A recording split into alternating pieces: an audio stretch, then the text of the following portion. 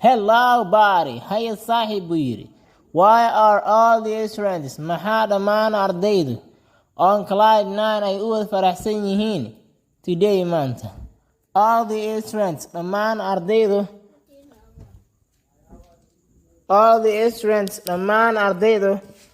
are delightful waxay u wada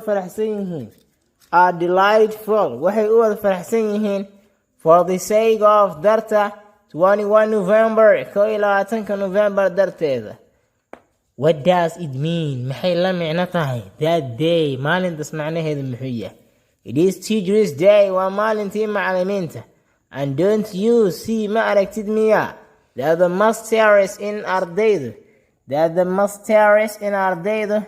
congratulating ay u hambalyeynayaan their teachers macallimiintooda. Congratulating inay u hambalyeynayaan their teachers macallimiintooda inay u hambalyeynayaan uma jeedid miya adigu baa layidhi. Markaasuu wuxuu yidhi wow Allah, I see, waan arkaa that they are giving them hug inay habsiinayaan waan u jeedaa buu yidhi. Alright hagaag, let us go aynu baxno and congratulating aynu usoo hambalyeyno our sagacious preceptor macalinkeena qaaliga ah. Our sagacious waa qaali, sagacious preceptor macalinkeena qaaliga aan usoo hambalyeyno.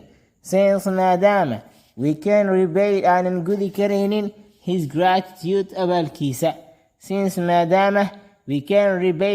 gudi karaynin his gratitude abaalkiisa. Wow Allah, that is good notion. taasi waa fikir wacane. haddaba ina keenaysaa bax aynu u tagnay macalinka. waa tahay saaxiib, haddii aad ka hesho muuqaalka ha ilaawin inaad like saarta. sidaas mid ah commentigaagu waa inuu muhiim. haddii aad ka hesho muuqaaladan oo kale aynu soo badinayno. mahadsanidin.